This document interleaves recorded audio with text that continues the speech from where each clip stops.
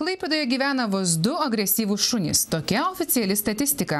Agresyvių veislių šunis auginantys klaipėdiečiai vengia išsiimti specialius leidimus. Jiems gresia 1000 baudos.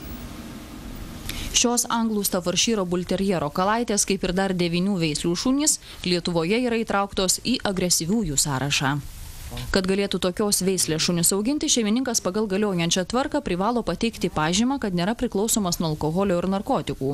Taip pat dokumentais rodyti, kad nėra teistas už smurtinius nusikaltimus. Be to būtina išklausyti specialius apie 150 litų kainuojančius kursus.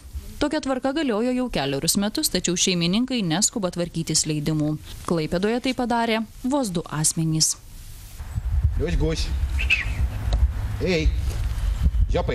Agresyvų gyvūną, agresyvų šunį aš praktiškai prilyginčiau ginklui. Tai vis dėlto yra iš tikrųjų pavojingas.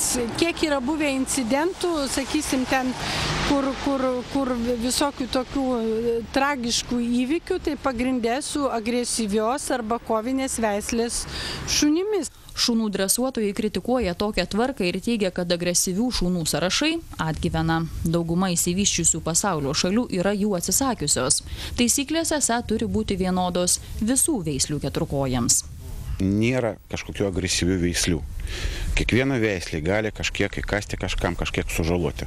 Čia vėlgi žmogaus požiūris.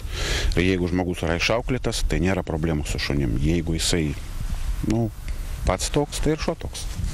Klaipėdos valdininkai pasiryžo griežčiau kontroliuoti uostamiesčio gyventojus, auginančius vadinamosius agresyvius šunis. Kada prasidės patruliavimas pavasarį, sakysime vasarą, jeigu žmogus eis su agresyvios veislės gyvūnų ir prieis, sakysim, viešosios tvarkos specialistas ar policijos pareigūnas ar sanitarijos inspektorius ir paklaus, ar turi leidimą ir jei neturi leidimo, bus tiesiog nuobaudos. Neturintis leidimo auginti agresyvų šunį asmuo gali būti įspėtas arba nubaustas piniginė bauda, kuri gali siekti iki 2000 litų.